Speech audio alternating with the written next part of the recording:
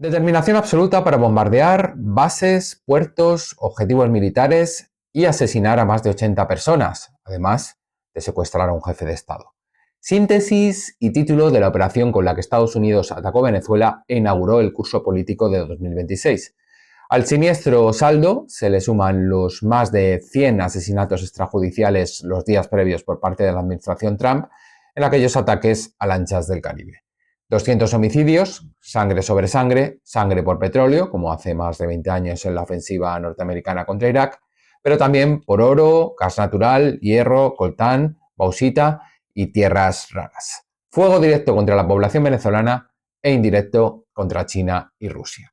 En un marco cargado de ilegalidad, vulnerando varios principios que recoge la Carta de la ONU, el de no intervención en asuntos internos de otro Estado miembro, el de derecho a la soberanía e igualdad de los Estados y la prohibición de la amenaza o uso de la fuerza contra la integridad territorial e independencia política de cualquier país. Un ataque, a todos los efectos, ilegal. Aún así, Estados Unidos, como marca la operación ejecutada en el Caribe, tiene una determinación absoluta en cumplir con la Estrategia de Seguridad Nacional de la administración Trump, publicada a finales de 2025, la cual tiene muy poco de novedoso. Se reduce a continuar con la doctrina Monroe de las administraciones anteriores, o si lo prefieren, adaptarla a los tiempos. Algunos prefieren referirse a ella incluso como Donroe, rebautizándola. Y mientras todo esto sucede, Colombia, México, Cuba, Irán y sobre todo Groenlandia esperan la embestida de Estados Unidos, dispuesta a tratar de amedrentar a China y contener de alguna manera a Rusia. Un inicio salvaje del año para abordar nuestra realidad y para tratar en el primer camarote del transatlántico. Y en este primer programa del año, como no podía ser de otra manera, necesitamos al dueño del timón, primer pasajero a bordo, politólogo, para profundizar sobre lo que se nos viene encima. Bienvenido, Yamani Eldovmi. Pues, ¿qué ha pasado? ¿Qué sucede? ¿Qué sucederá? ¿Te lo esperabas? Muchas preguntas. Arranca. Pues efectivamente, gracias. Bienvenido tú también. Muy agradecido de estar aquí, José Luis Torremolinos Chamartín Torre. Efectivamente, empezamos un año bastante interesante o bastante trágico, no sé cómo lo describiría. Volviendo atrás en el tiempo, quizás lo único que se me ocurre ahora, lo que en su momento dijo Karl Marx, la historia empieza siendo una tragedia y se repite como farsa. Desgraciadamente, yo creo que esta vez este año 2026 va a empezar como tragedia, o mejor dicho, como farsa, y va a acabar como tragedia. Lo que hemos visto en Venezuela no es sorprendente, no debería sorprendernos. De hecho, hablamos sobre ello. Y yo creo que dijimos aquí que va... Y bueno, de hecho, concretamente tú dijiste que iba a haber una intervención militar. La verdad que sí, pero yo no pensaba que iba a haber una intervención del modo con la que se llevó a cabo, en fin, porque nosotros tampoco tenemos acceso a toda la información ni del Departamento del Estado ni de la CIA, ni más bien utilizamos nuestra intuición analítica y parece ser que no nos hemos equivocado bastante, pero bueno, tampoco es que hayamos redescubierto la rueda. Todo indicaba que iba a haber una intervención. Lo que pasa es que no sabíamos, lo que no se podía intuir era que tuvieran que secuestraran, mejor dicho, al presidente de una nación como lo han hecho. Y sobre todo a mí lo que me gustaría, y posible no tenía, yo personalmente no tengo información suficiente como para aventurar a pensar ciertas cosas, pero desde luego la respuesta de cómo se llevó y la facilidad con que se llevó a cabo una operación de esa índole podría inducirnos a ciertas dudas y a ciertas sospechas. Bueno, una operación que se ha cobrado más de 80 muertos,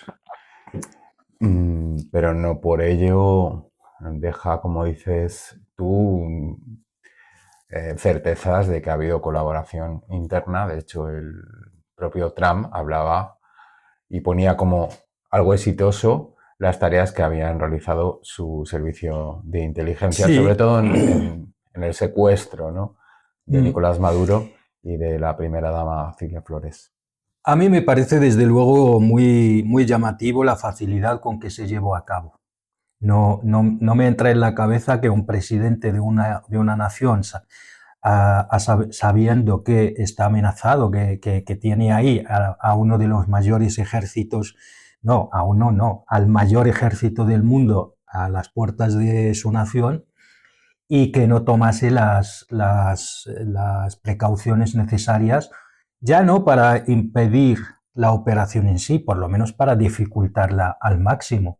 Me resulta extremadamente sospechoso que la operación se haya llevado a cabo con esa facilidad, que le hayan permitido al personaje Trump, que luego volveremos sobre ello, yo creo que de personaje no tiene nada, salir en una rueda de prensa, decir que hemos llevado a cabo una operación increíble, que tenemos el mejor ejército del mundo, ojalá hubierais visto lo que yo he visto, y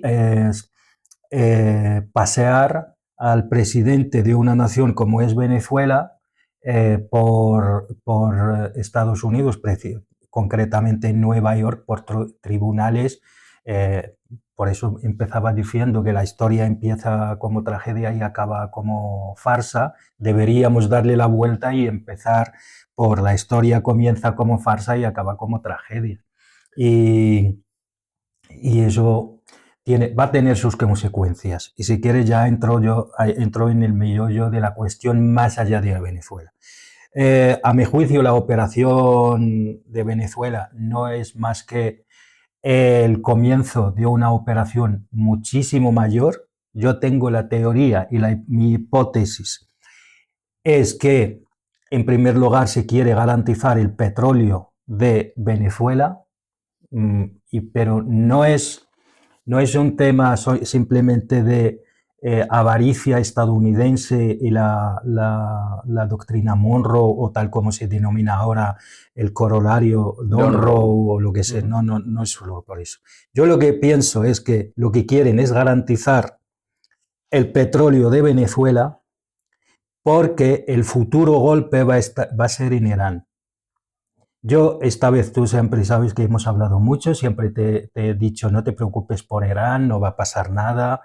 Por ejemplo, con la Revolución Verde hace años, cuando Masha Amini, el asesinato de Masha Amini en una de las comisarías de la Policía de la Moral iraní, salieron la gente, el mundo entero se corta el pelo, mechones del pelo, y te dije, tranquilo que no va a pasar nada.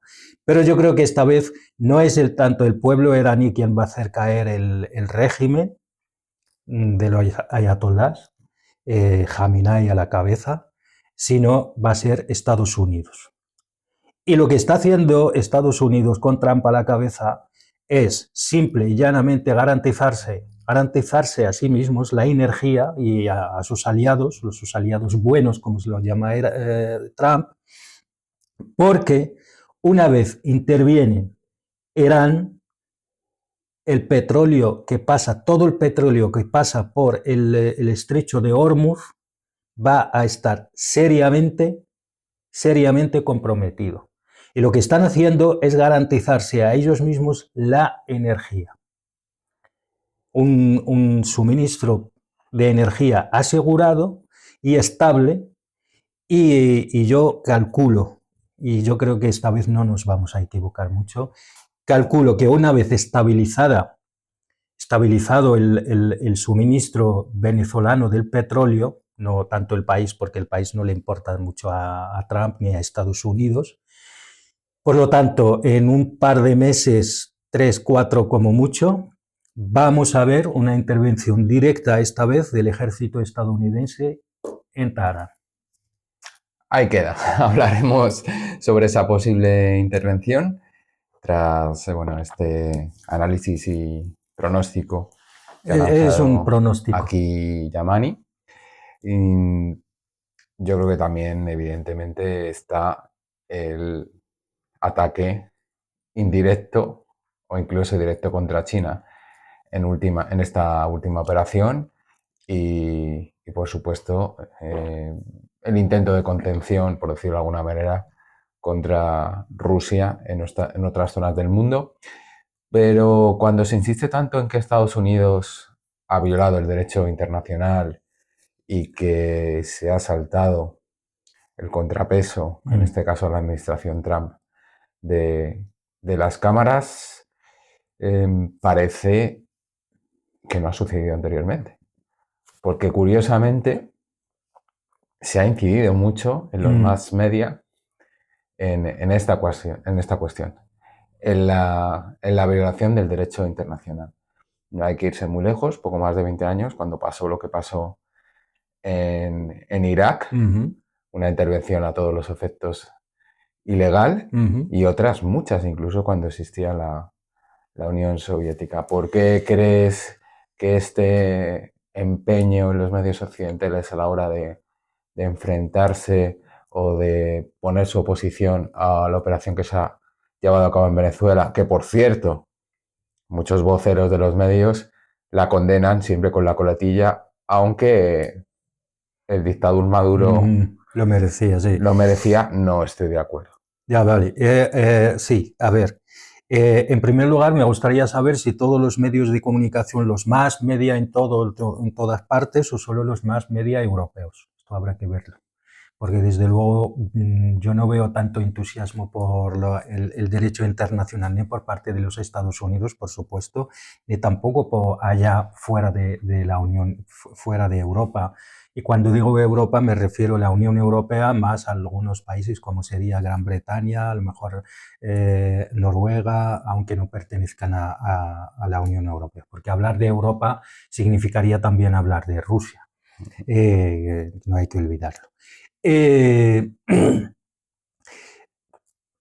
derecho internacional está claro que Estados Unidos, hay que tener en cuenta que quien redactó la mayor parte del actual derecho internacional ha sido Estados Unidos. Y si Estados Unidos está ahora mismo saltándose las propias leyes que ellos mismos han escrito básicamente lo han escrito, los han establecido ellos, eso es que ya no les funcionan. No hay que olvidar que Estados Unidos es un país con vocación imperial y con vocación clara de proteger sus propios intereses. Y efectivamente, más allá de Venezuela, más allá de Irán, eso es un golpe, lo que se pretende, que sea un golpe directo a China. O sea, al final lo que pretenden a través del corolario esto Monroe, como se llama ahora, que la doctrina Monroe no es exactamente lo que nos pretenden hacer ahora, hay que contextualizarlo. Podemos puntualizar, Yamani, que es que están cumpliendo su estrategia de seguridad nacional, que es pública. A ver, que Estados Unidos, con su vocación imperial y como es un Estado que protege imperial global, lógicamente necesita proteger quiere y lo va a hacer y va a proteger sus intereses. ¿Y qué sucede? Que hay algunos países, especialmente con China y también Rusia, y también si ampliamos un poquito también los BRICS, pues le estaban comiendo la tostada, le están comiendo la tostada, y eso Estados Unidos no lo va a permitir.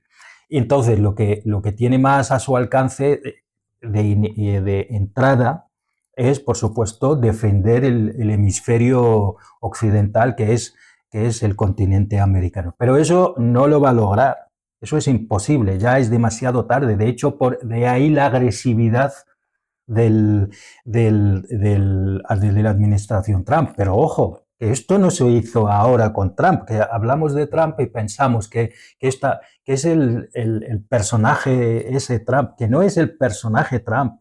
Lo que pasa es que Trump tiene unas maneras de hacer que nos llaman la atención, pero que no hay que olvidar que esto es Estados Unidos, y eso no es Trump, eso es Estados Unidos. ¿Quién saboteó el Nord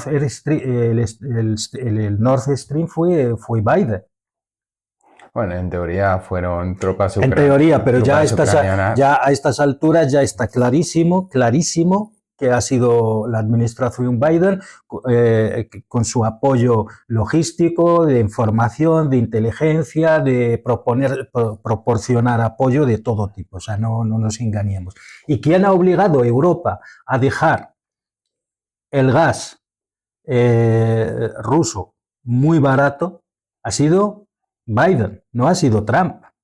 Lo cual esto es una política internacional, es una política nacional de un Estado, que es el Estados Unidos del norte de América, pues lo que pretende es volver a ser, y ya lo ha dicho Trump durante su campaña, Make America Great Again. Lo que pasa que a lo mejor no es lo que esperaban sus bases, sobre todo MAGA, ¿no? Una parte de MAGA, ¿no?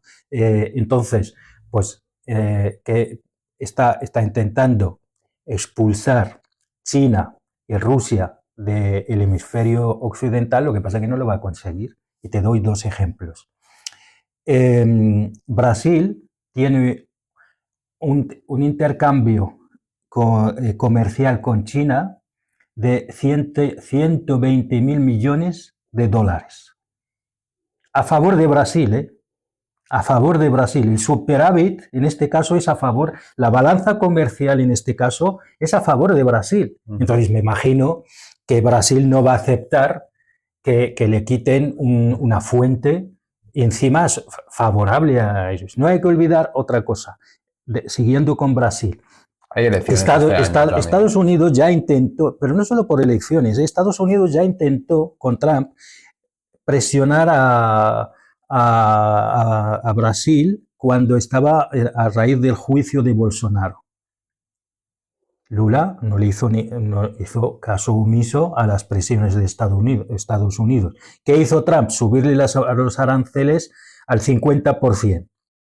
En unos meses, pasaron no muchos meses, yo no sé si 2 o 3, el precio del café y la carne en Estados Unidos no sé si se duplicó o se triplicó, lo cual Estados Unidos tuvo que volver a reconsiderar su política.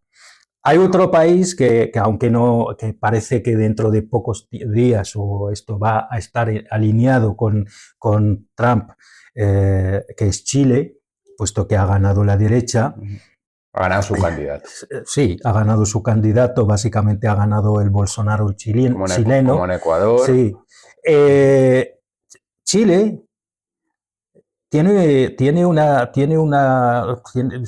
de sus mayores riquezas es el cobre. Y la mayor parte del cobre lo vende a China.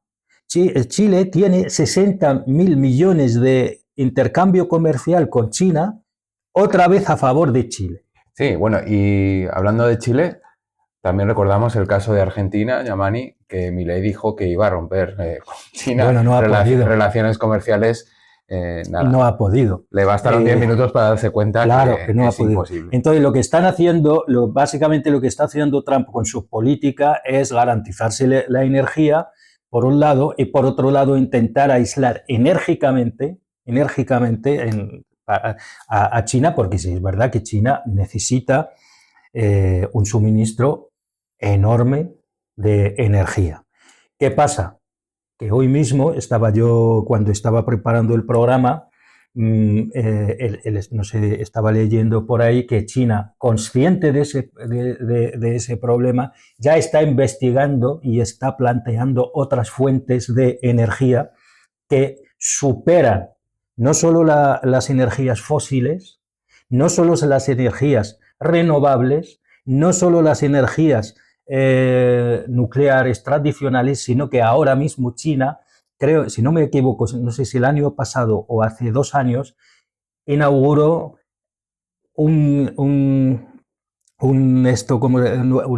instalación de energía nuclear basada en el torio, lo cual ya estamos en otra fuente de energía que Estados Unidos está 5, se calcula que está Occidente en general, pero con Estados Unidos a la cabeza se calcula que Estados Unidos que está como entre 5 y 10 años atrás en la investigación del uso del torio en la energía nuclear, lo cual cada vez, ese es el problema que tiene Estados Unidos con China, es cada vez que intenta ponerle en un aprieto a través de alguna sanción, algún embargo de alguna fuente yo que sé, de materia prima o incluso de programas de tecnología avanzada, lo que hace China es desarrollar su propio programa, su propia tecnología y por lo tanto hace que esas sanciones o esos embargos sean inviables. Ya lo estuvimos hablando hace el último programa aquí con Huawei, ¿no? Como a Huawei le prohibieron acceso a microchips, va Huawei y desarrolla sus microchips todavía más eficientes que los que hay en el mercado. Y dices, bueno, es que cada vez que China le pongo un problema, pues acaba siendo a su favor. Son claves que aportas sobre China. Yo creo que esta intervención también, aparte de estar a la expectativa, como has señalado, de lo que puede hacer China, de lo que está haciendo China, es que definitivamente todos los actores políticos, si no se les había caído la careta antes, ya está en el suelo. Y si te parece, vamos a ir analizando esos actores políticos. El primero, pues no puede ser otro porque en esos puertos paramos y en esos ríos navegamos, es el de la Unión Europea. Sí. La Unión Europea, que además tiene un país que hace parte de este supraestado que se llama Dinamarca, que a su vez pertenece a la OTAN y en el que se incluye Groenlandia. Groenlandia, si tú hacías el pronóstico de Irán, que ese es más agudo y que no todo el mundo se atreve a hacer, la incursión en Groenlandia o la anexión de Groenlandia de una u otra manera parece que va a ser un hecho ante el silencio o a las meras declaraciones que quedan en nada de la Unión Europea, ¿no? Ahora me encantaría ver que cuando... tú sabes que lo digo en plan así, como si fuese irónico, lo digo como si fuese una ironía, pero es que tiene guasa el tema. Tú sabes que Dinamarca básicamente ha regalado todas sus armas a Ucrania. O sea, ahora me imagino que estarían un poquito pensando, ¿y ahora qué hacemos? Si lo poco que teníamos, con lo que podíamos retrasar un poquito el tema de Groenlandia, ahora resulta que se lo hemos regalado y encima lo han regalado, lo han metido en una guerra donde Harald Kujat, que es el ex jefe el ex jefe militar de la OTAN, hace 3 años o por ahí dijo que no había que seguir, que ha sido que es un enorme error no haber aceptado el acuerdo de Estambul entre Rusia y Ucrania y que no había que seguir inyectando armas en la guerra de Ucrania porque va a ser un error estratégico garrafal porque finalmente la guerra de Ucrania se va a perder y vamos a tener una Rusia que ha ganado en Ucrania y que vamos a tener una Europa aislada. Él ya preveía que Europa va a ser, tarde o temprano, se va a quedar sola en el tema de la guerra de Ucrania, pero el matiz con una Rusia extremadamente cabreada con Europa y con un aliado occidental que es el Trump, en este caso Estados Unidos, que le importa un bledo lo que sucede en Europa. Es más, no solo eso, sino que lo que quiere es derrumbar Europa, porque su interés no está con la Unión Europea. Mi teoría no es que quiere acabar con la Unión Europea para dejarla como país, para que digamos, para que cada país recupere su soberanía y acabar con todo eso, porque la Unión Europea como tal es un mercado demasiado importante como para dejarlo caer. Lo que yo creo que lo que pretenden es hacer volver atrás en el tiempo a lo que en su momento era la Comunidad Europea, donde solo intervenía la economía más que la política. O sea, lo que quieren es acabar con todo ese proceso de Lisboa y todo eso y volver a lo que era la Comunidad Europea, donde, bueno, eso es un mercado, eso es un mercado bueno y hay que conservarlo, pero sin pretensiones políticas más allá de lo que es puro mercado y no tengamos esas ensoñaciones de llegar incluso a una especie de Estado federal europeo, eso ya no. Y, y efectivamente Groenlandia es un problema. Ahora a mí me gustaría saber también lo que piensa cuando eso suceda, que yo no me atrevo a decir ahora mismo cómo va a suceder.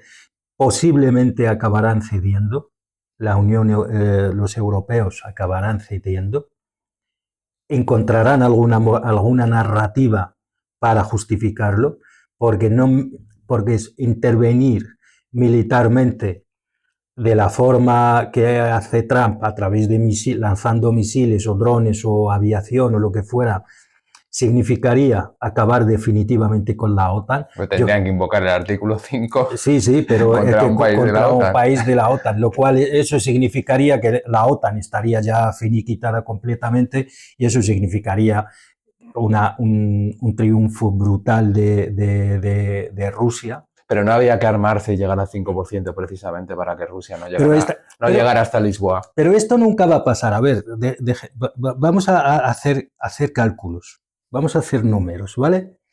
Que a veces los números son complejos, pero ayudan a complejizar el análisis y eso nos ayuda mucho a entender las cosas. Estados Unidos este año ya va a estar en 1 billón el presupuesto militar estadounidense. Trump ya anunció que lo pretende elevar a 1.500 millones. O sea, 1,5 billones, perdón. Lo cual ningún país del mundo puede llegar a ese número.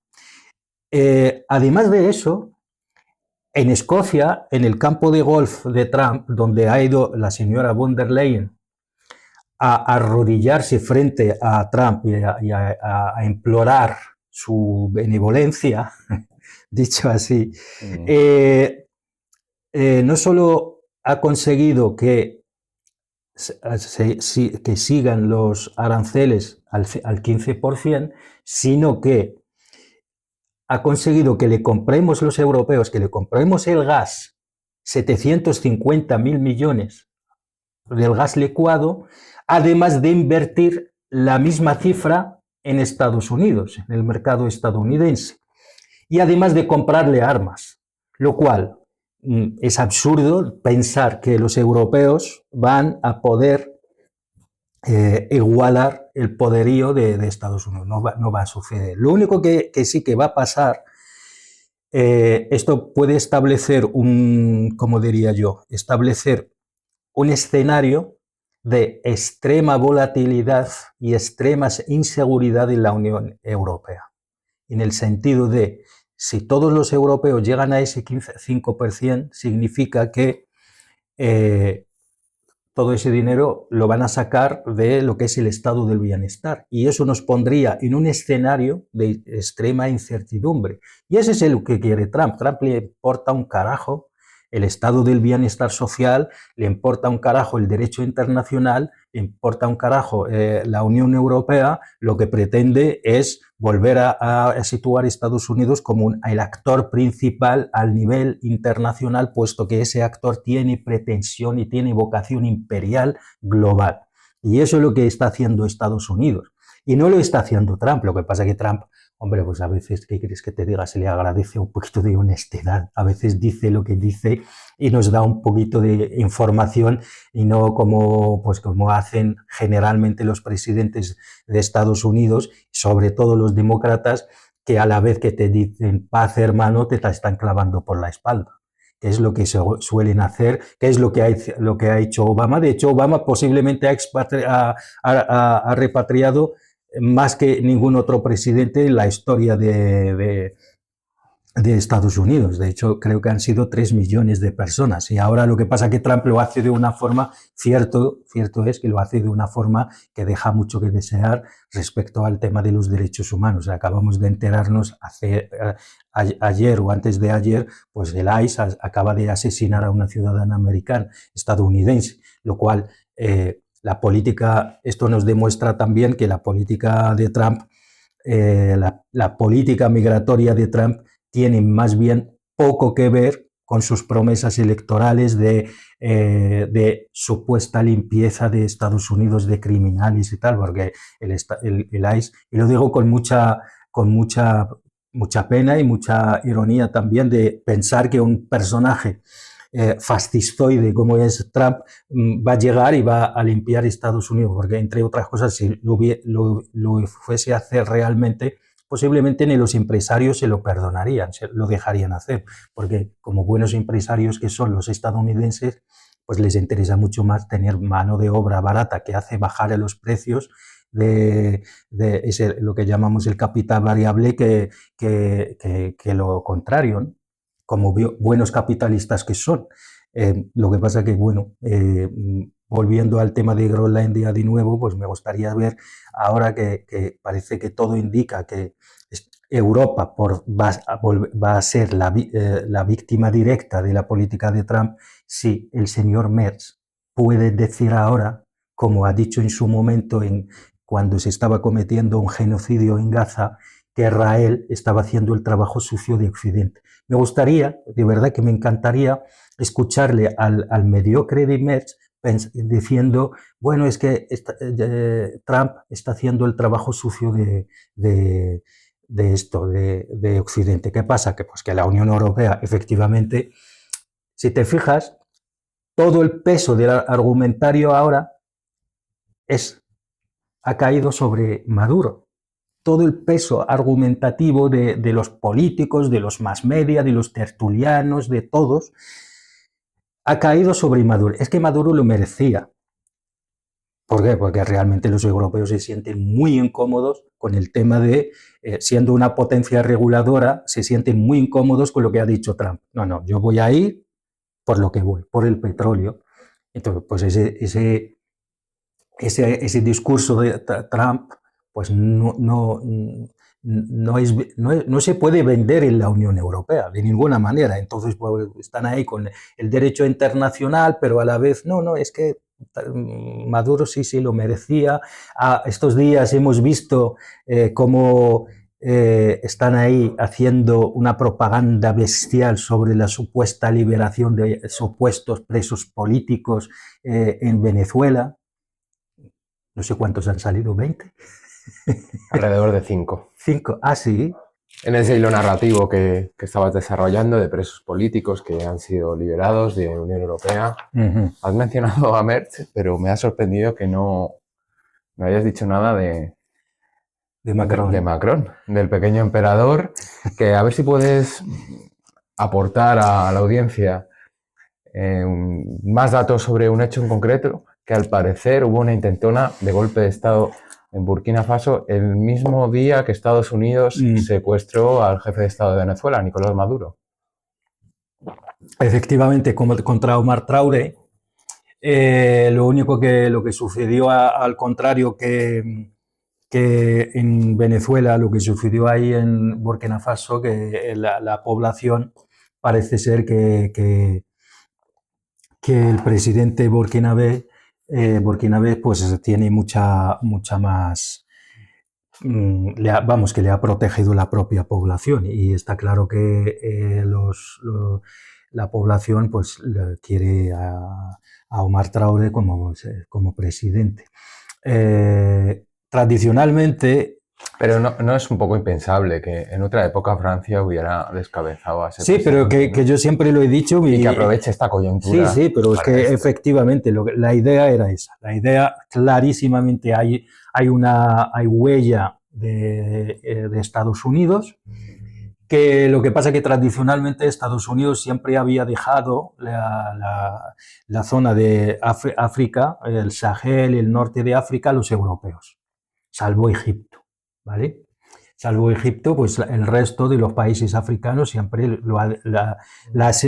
asegurar la zona para que esa zona siga siendo favorable a los intereses de Occidente, pues lo había, digamos, lo había delegado en los europeos, especialmente Francia. ¿Qué pasa? Que parece ser que esta vez pues, sí que hubo un intento para derrocar al presidente de Burkina Faso y la población, como he dicho, sí que ha salido a defender a su presidente y ha fracasado. Pero eso no quiere decir que no se vaya a repetir. No hay que olvidar pues, que no solo últimamente varios países como Mali, Burkina Faso, algunos países del Sahel, pues todos ellos han ido en la línea de expulsar a los franceses de la zona. Yo estoy casi convencido que veremos durante este año algunas intentonas de golpes de Estado pues en algunos países, empezando por Mali, Chad, todos estos países, pues habrá intentos de golpes de Estado para desestabilizar la zona. E incluso volveremos a ver aquella narrativa de el terrorismo internacional, grupos yihadistas, la típica narrativa de justificar una intervención directa.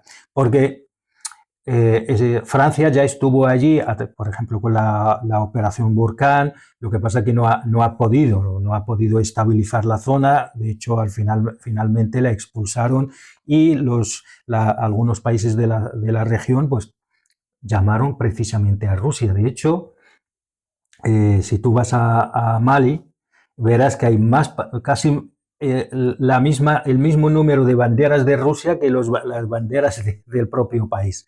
¿Qué pasa? Que igual que hay una doctrina Monroe de Estados Unidos para el continente americano, se podría decir que hay otra doctrina europea que se parece mucho a la doctrina Monroe, pero que es europea para países africanos, porque es que Francia, sin sus excolonias o sus colonias, aunque sean de forma indirecta, su economía se derrumba completamente. Y lo he dicho y lo volveré a decir, y perdóname que sea tan contundente.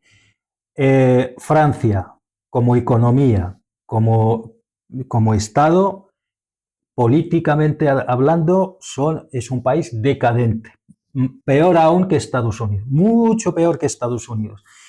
Y su única salvación es conservar, digamos, su influencia en algunos países o lo que le queda de los países africanos. Porque sin ellos, la economía francesa no se sostiene. No hay que olvidar que, siempre lo digo, que hay 14 países africanos que no tienen soberanía monetaria, tienen el franc CFA, que para comerciar con otras naciones necesitan la autorización del Banco Central Europeo, el Banco Nacional francés, y eso Francia sabe perfectamente que sin eso su economía se viene abajo. Es cierto que, bueno, también Francia, y eso hay que reconocérselo, y eso es verdad que lo han hecho muy bien. Francia es de los pocos países europeos, si no es el único casi, que ha mantenido una doctrina y una industria militar bastante independiente. Y tiene su propia industria militar y quizás junto con Gran Bretaña es un país militarmente bastante soberano, por decirlo de algún modo. Y sí que saca bastante provecho a la industria armamentística, por eso es uno de los países que más empuja el aumento del gasto militar en el territorio europeo. Pasamos de Macron, que bueno... ¿Has visto, por cierto, que hablaba de mandar tropas a Rusia? La imitación de cómo lo describió Trump en un mitin? Sí, lo he visto y te debo reconocer que desde, bueno, mi absoluto rechazo, oposición, distancia con respecto al presidente de los Estados Unidos, sí me agrada que trate a los lacayos como lacayos. Como lo que son. Sin ningún tipo de, bueno, de cortapisas. Tanto los suyos internos como los de fuera. Bueno, las de fuera ni te digo, sí lo he visto. Pero bueno, quería hablar del presidente del gobierno del Reino de España, de Pedro Sánchez.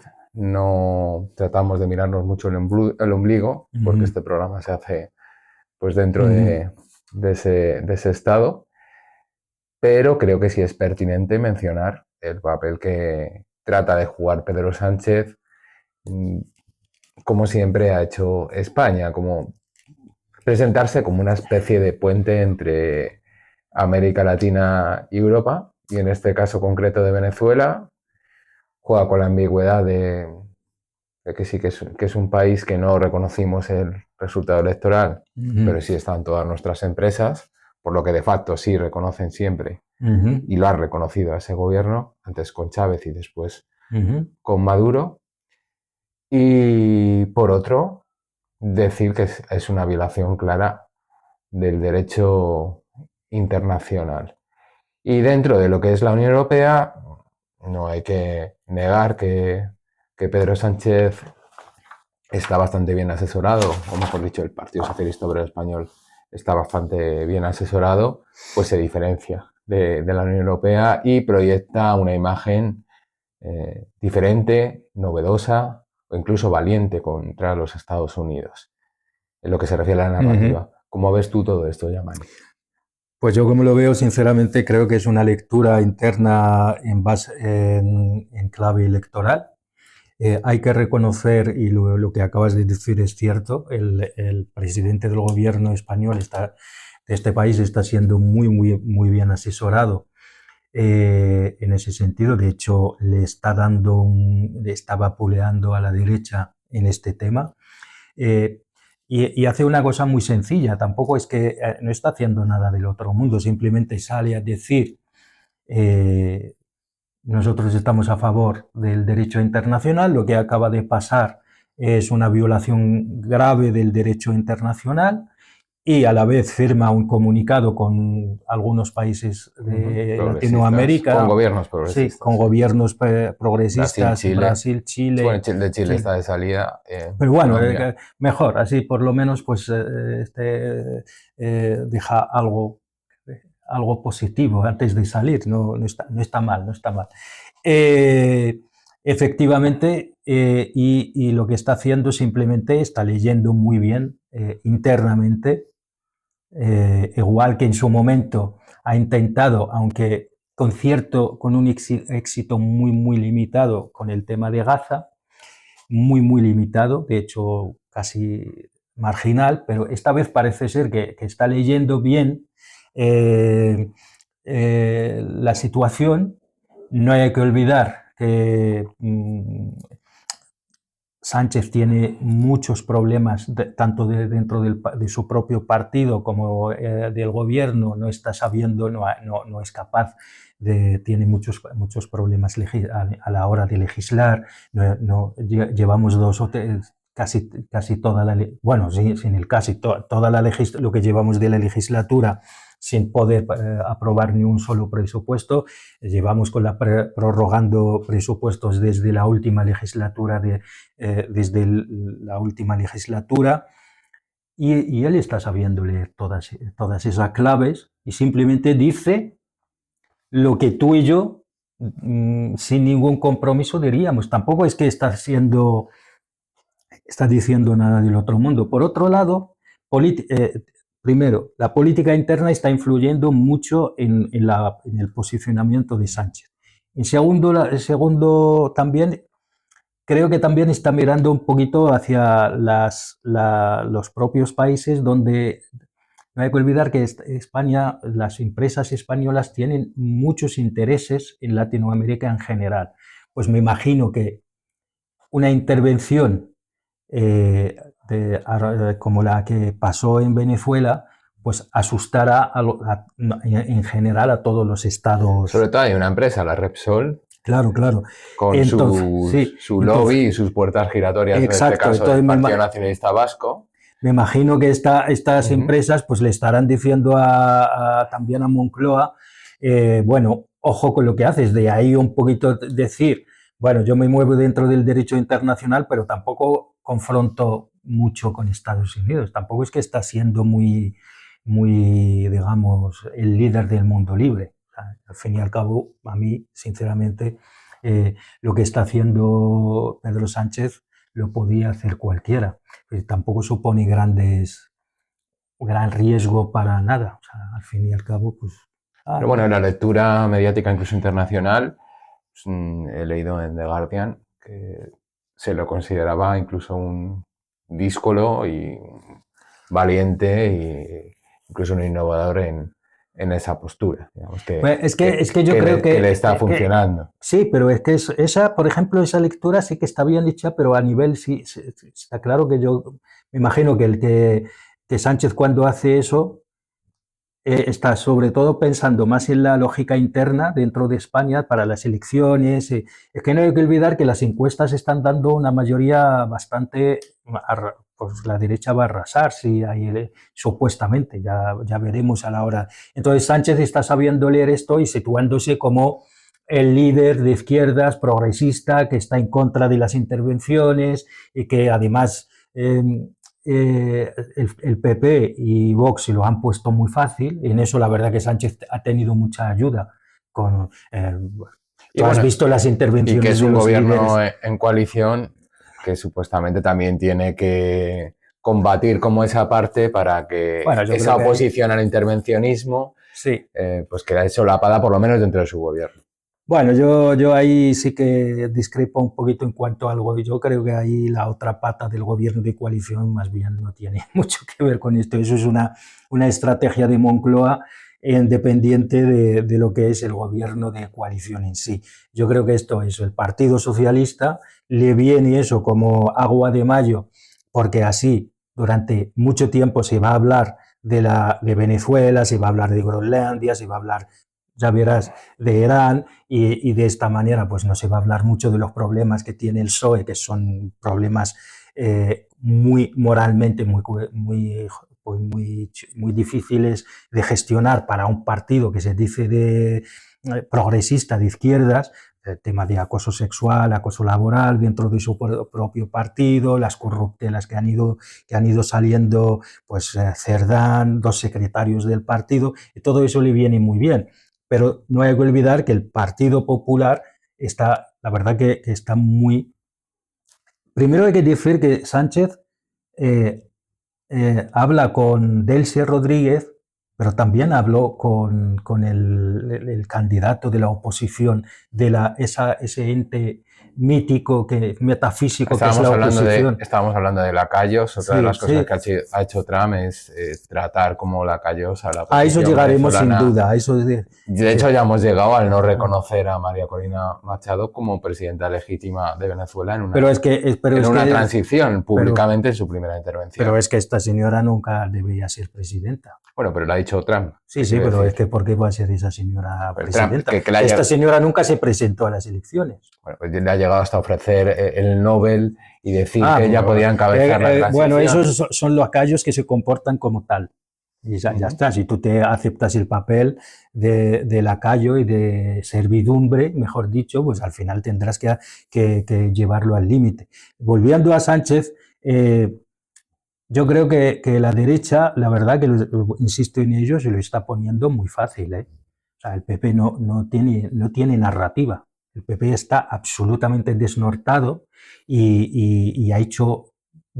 uno de los portavoces, Bendodo, por ejemplo, salió y dijo lo peor que se le podía ocurrir a un político, que es Venezuela está mejor sin Maduro, Rusia estaría mejor sin Putin y España estaría también mucho mejor sin Sánchez. O sea, yo no sé quién ha asesorado a este señor como para relacionar está cuestionando directamente el sistema político, electoral, democrático, toda la estructura institucional de su propio país. La está comparando con Rusia, con esto, Rusia y Venezuela, que ellos mismos habían estado cuestionando años.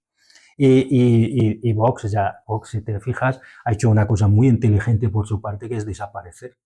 De hecho, están bastante bien asesorados. Sí, también simplemente desde desaparecer. decir que estamos en las antípodas de ese tipo de opciones políticas, pero llevan un tiempo jugando bien sus cartas. Sí, simplemente en este tema desaparecer y no decir nada, porque cualquier cosa que diga, han salido al principio, han dicho algo, pues la típica euforia y tal, pero luego se han dado cuenta de que que esto no va con nosotros. De hecho, esto nos puede perjudicar muchísimo, porque estaríamos apoyando la intervención y este país tiene memoria, ojo. Entonces, pues lo que han hecho. Me sorprende también la cosa esa que ha hecho Ayuso, de ir a desaparecer de, hombre, ya que te vas, pues ya que te vas de España, pues vete y tranquilízate, desaparece. Ella va y hace lo primero que hace es una foto con Milei, Milei que está eufórico con la intervención de eso. Yo creo que ahí habrá que calcular bien qué se le ha ocurrido a los asesores de la presidenta de la Comunidad de Madrid para hacerse una foto con Milei justo día después o 2 días después de que el Trump hace una intervención militar, sabiendo que Milei está absolutamente, incondicionalmente alineado con todo lo que hace Trump, independientemente de que sea una estupidez o una genialidad. Entonces, pues bueno, yo creo que en este caso Sánchez pues simplemente está mirando a su derecha y dice, ¿qué hacen esto? Pues yo ahora haré lo contrario, seguro que saldré bien. Y es muy fácil. Yo sinceramente no considero que lo que está haciendo Sánchez es un mérito. Simplemente está moviendo dentro de la lógica que cualquiera haría. De hecho, Europa debería hacer lo mismo, simplemente condenar diciendo, oye, aquí hay normas que hay que respetar. Y esto es lo que dice Sánchez, no dice más. Pasamos ya de la coyuntura española, de la correlación de debilidades que has descrito bastante bien, Yamani, y bueno, vamos a América Latina. Me gustaría pero breve, por favor. Muy breve. Europa se está equivocando de cuajo porque está absolutamente ansiosa para que Estados Unidos se quede en Europa porque lo considera el único pacificador y eso me temo que a la larga le va a traer muchas consecuencias porque Estados Unidos, y no digo Trump, digo Estados Unidos, hace mucho tiempo que se dio cuenta que la Unión Europea como tal no es un caballo ganador y por lo tanto Europa se está pegando un tiro en el pie. Queda claro esa reflexión contundente y bueno, que suscribo, por supuesto. Pasamos a hablar un poco de América Latina, ya en este tramo en eso final. Tienes que hablar más tú que yo, porque tú eres mucho más experto en el tema. No, pero vas a hablar tú, no te vas a librar. Tenemos que hablar de América Latina por la agresión que precisamente ha sufrido el continente. Hemos dedicado pues, ya un tiempo amplio a hablar de Venezuela.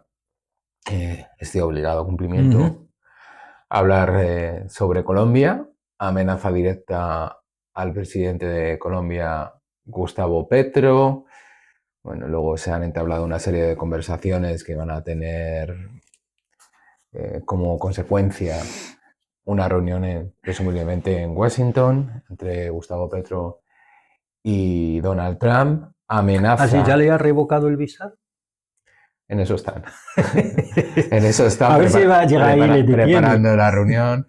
Bueno, yo creo que Gustavo Petro es bastante astuto y yo creo que es un gran estadista que no se dejaría pues atrapar o caer en esa trampa. Y entre otras cosas, yo creo que el presidente de los Estados Unidos no tiene intención de llevar a cabo una maniobra así, porque entre otras cosas está de salida. Esto pasaba en el caso de Colombia. En el caso de México se amenazaba con una intervención terrestre para interceptar las acciones de los cárteles en las zonas fronterizas.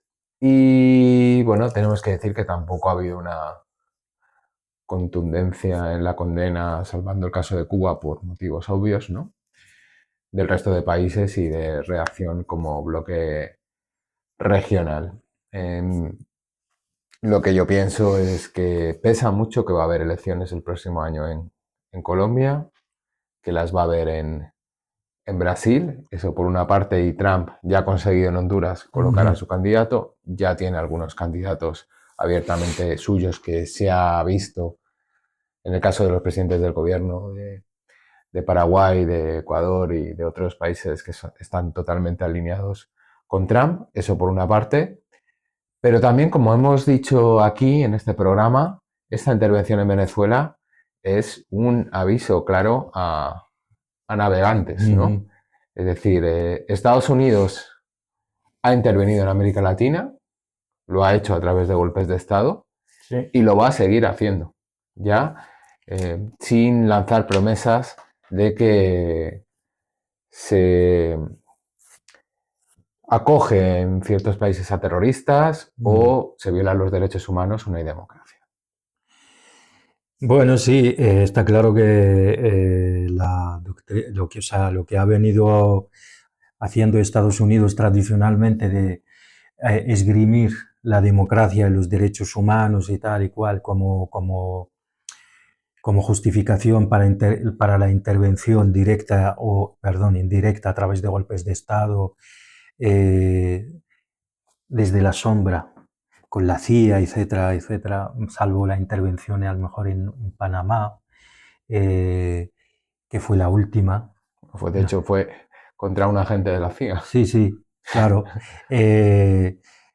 Esta forma de proceder, está claro que con Trump no es la más adecuada, no le parece la más adecuada y Estados Unidos pues ya, porque consideran que mientras estaban haciendo eso, cambiando de gobiernos o no, al final su mayor enemigo, y ya hablo de enemigo, no digo adversario, que es China, pues esto no le afectaba y seguía entrando en la zona y seguía ampliando su influencia comercial en la zona, cosa que a Estados Unidos, pues mientras China estaba en la órbita, digamos, estadounidense y del imperio, y era un país considerado todavía digamos, débil, pues no ha importado, pero una vez China pues saca su capacidad, se ve que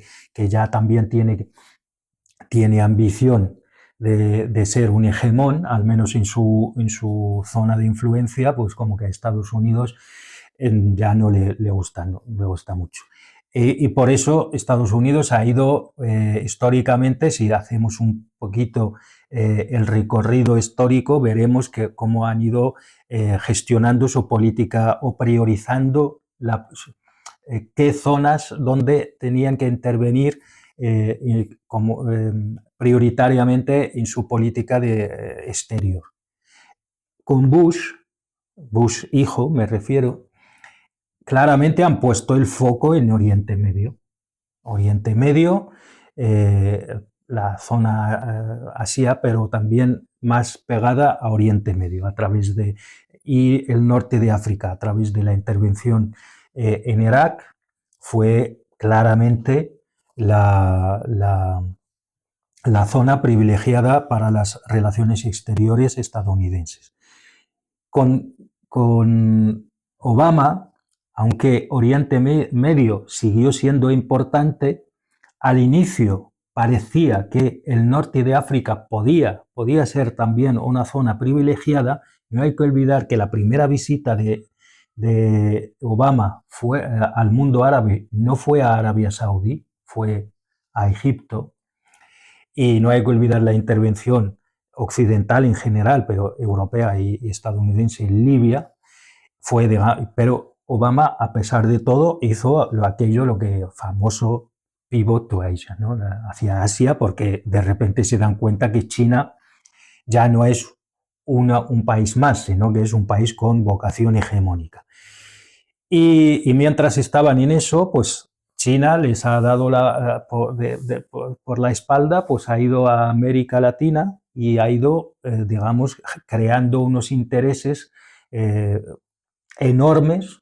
Antes hablábamos de Brasil, de Chile y, por supuesto, Venezuela, etcétera, etcétera. Y eso, pues parece ser que a Trump, en su Monroe, vamos a hablar así, en su corolario, porque Monroe, la doctrina inicial de 1823 era muy diferente, no es lo que, más bien Trump se mueve. Expulsar a Europa. Era expulsar porque en aquel entonces Europa tenía ambición imperialista, pero no decía la intervención directa, decía, vale, vamos a América para los americanos, y hablaba de todo el continente. Bueno, pero... Sí, pero el que verdaderamente hace que la intervención de Estados Unidos sea a favor de los intereses de Estados Unidos y lo verbaliza es el corolario de Theodore Roosevelt. Pero la doctrina Monroe también hay que ponerla en su contexto histórico. Claramente, pues que si te entraban los ingleses, los franceses, pues eso suponía un riesgo para los Estados Unidos. No hay que olvidar, por aquel entonces Estados Unidos no era la potencia que es ahora, más bien eran los europeos. Entonces se entiende dentro de su contexto. Ahora, pues volviendo a América Latina, está claro que Trump ha dado un paso de aquí no vamos a intervenir solo con la CIA, no vamos a intervenir solo con la DEA, no solo vamos a intervenir en las sombras, sino si hace falta vamos a intervenir, lo vamos a hacer de una forma contundente y sin tapujos.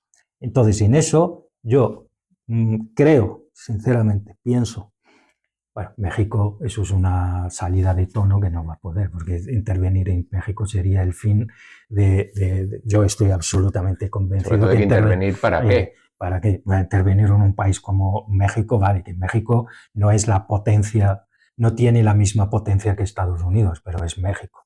Es un país enorme, es un país muy poblado, tiene su capacidad económica, tiene su influencia, etcétera, etcétera.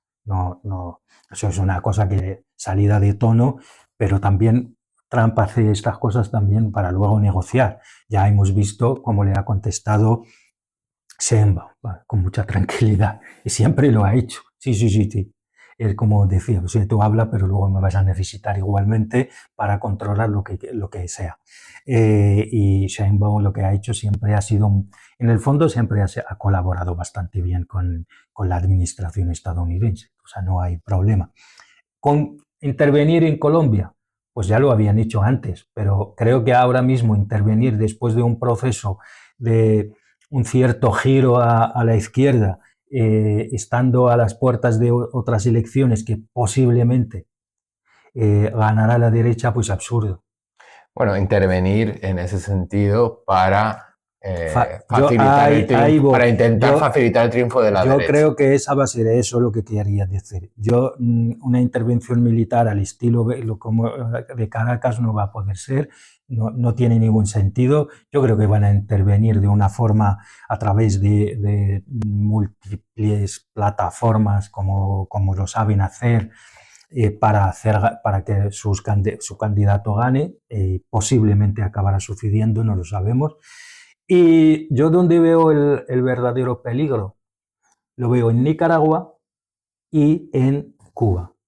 Ahí sí que creo que Cuba lo tiene realmente difícil. Hoy estaba preparando esto, creo que solo le queda como proveedor seguro de energía, de petróleo, México. Creo que es el último que le queda, o si no es el último, el más importante es México. Por lo tanto, Cuba lo tiene muy difícil y posiblemente lo que haría Estados Unidos, pienso que lo que haría es asfixiarla más todavía a través de un embargo férreo, de tal modo que de repente Cuba no tenga absolutamente, o sea, que el Estado se venga abajo simplemente por su propio peso, porque no puede sostener un país completamente aislado del mundo sin provisiones, sin nada. O sea, posiblemente esa va a ser la estrategia y no hay que olvidar. Por otra parte, no es nuevo, o sea, es lo que llevan haciendo. Sí, pero siempre le han sobre dejado. Todo desde la caída de la Unión Soviética. Pero siempre le han dejado una ventana abierta, asfixiándolo, pero no del todo. Pero yo creo que cabe la posibilidad de, esta vez, cerrar completamente el espacio a su alrededor de tal modo que no entre nada, absolutamente nada. Me refiero a la energía, no a otras cosas, porque si no las otras cosas, pues el mundo no las vería con buenos ojos, aunque también te digo que la comunidad internacional ha demostrado que eso tenemos que tratar a lo mejor en otro programa, todo eso, la cosa esa llamada, ese ente mítico llamado la comunidad internacional, alrededor de Naciones Unidas. Y luego Nicaragua, pues no descarto yo una intervención directa. Y además muchos países de la zona, incluso a lo mejor incluso los países progresistas no lo verán con mal ojo. Sí, tenemos que hablar de Centroamérica, que no lo solemos hacer, y es una región del mundo muy importante y muy estratégica en todos los asuntos que hoy hemos tratado. Que por cierto, lo mismo que van a hacer en Colombia con las elecciones, lo van a hacer en Brasil, ¿eh? O sea, que Lula que se prepare también. Sí, está el partido el partido, el PT, que se prepare. O sea, lo van a hacer y posiblemente pues sacarán un candidato de estos que a lo mejor hasta el hijo de Bolsonaro, porque parece ser que el Bolsonaro no se va a poder presentar. Y ya para echar el cierre del programa, Yamani, Naciones Unidas.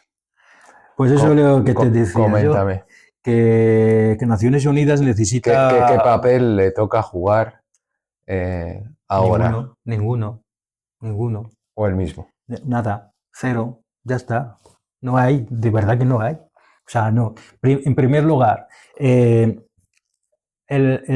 país agresor, el que va a ir agrediendo y va a seguir haciéndolo, tiene el veto.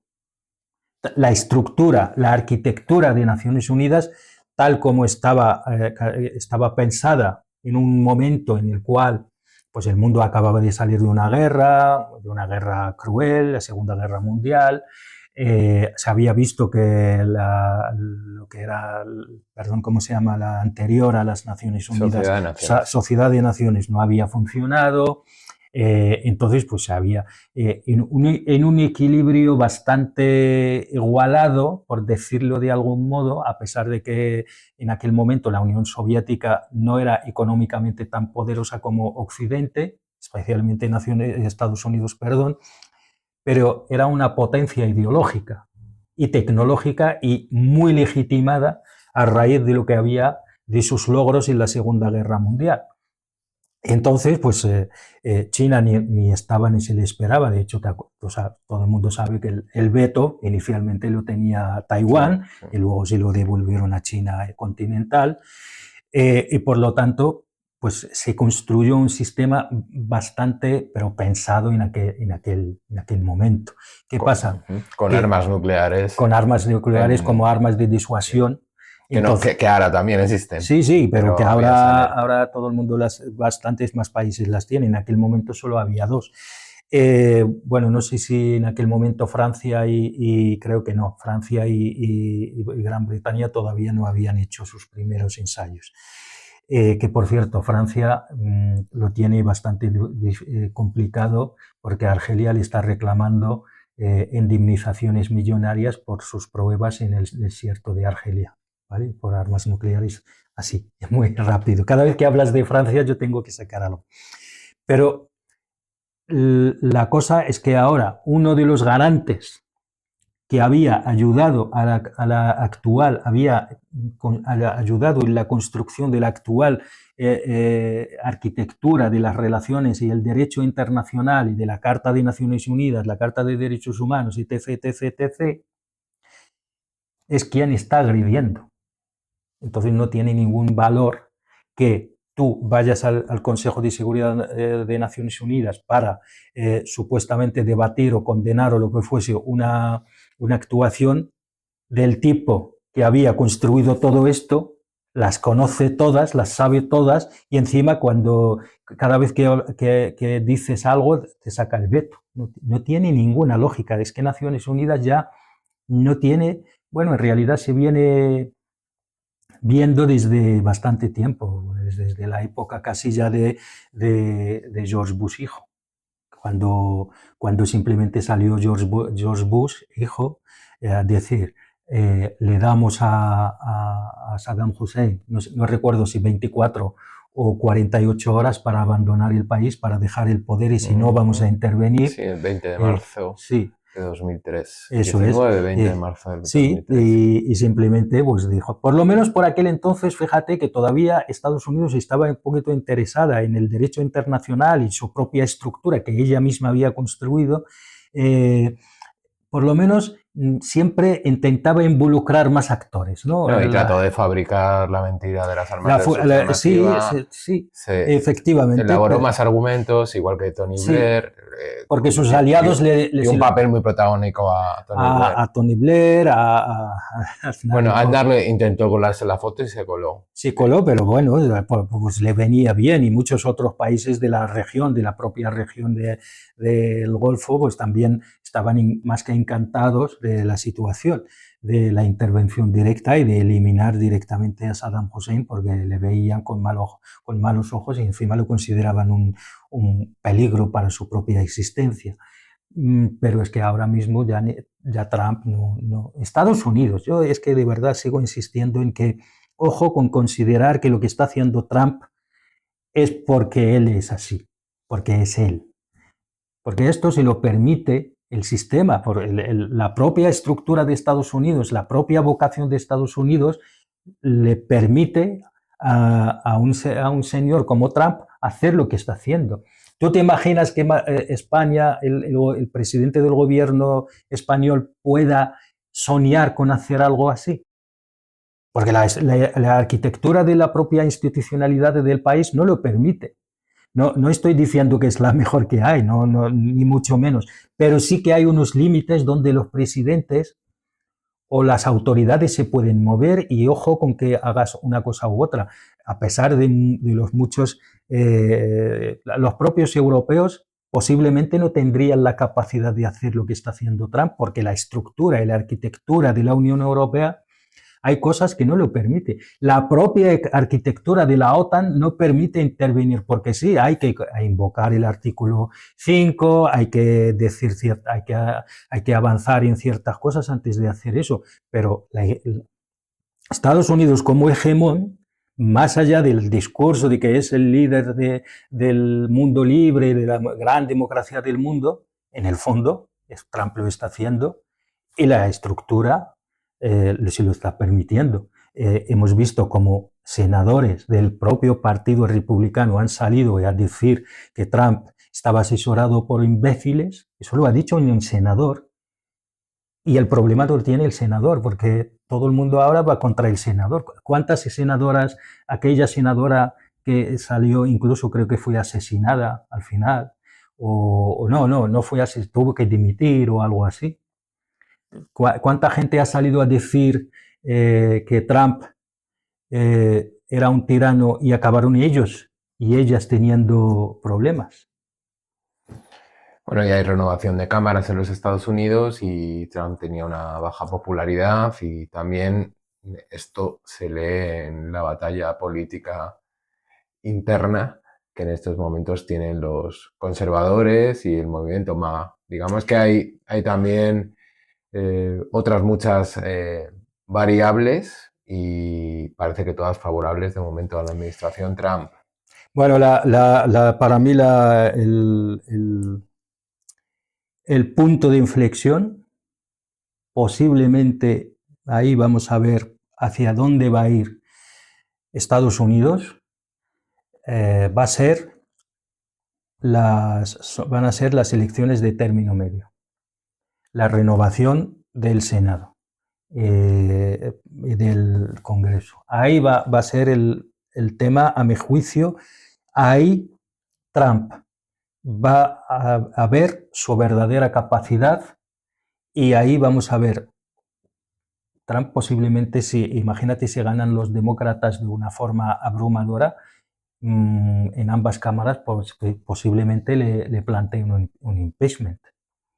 Es una posibilidad. Es una posibilidad. Y si eso lo plantean, sí, estamos ante un presidente que hace apenas 5 años no aceptó el resultado de las elecciones presidenciales en su país. La primera vez en la historia que un presidente estadounidense, no sé si la primera, pero la más sonada,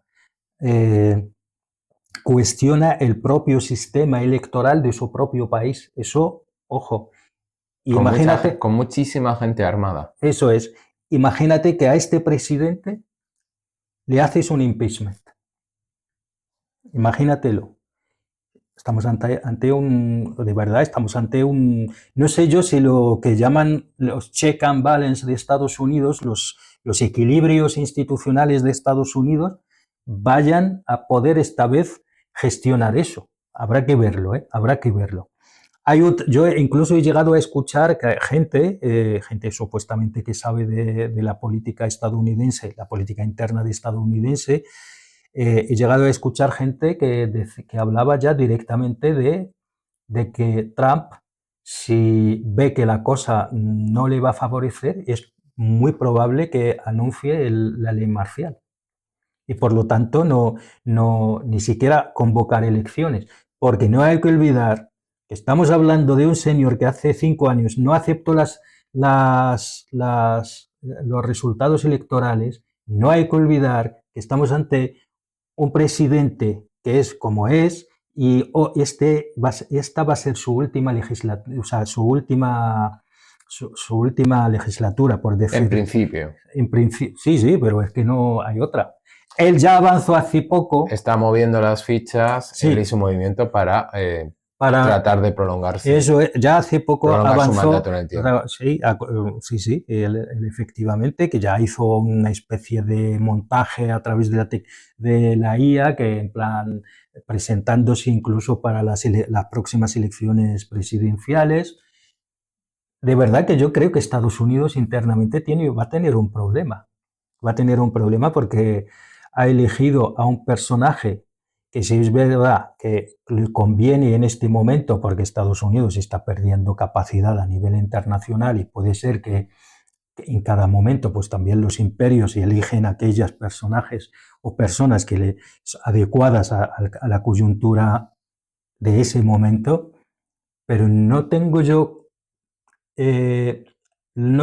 claro que Trump va a aceptar de que, bueno, yo soy un presidente para una circunstancia, para una coyuntura concreta, esa coyuntura ya ha terminado, tiene que haber otro que sepa gestionar la siguiente coyuntura, probablemente mucho más compleja o menos.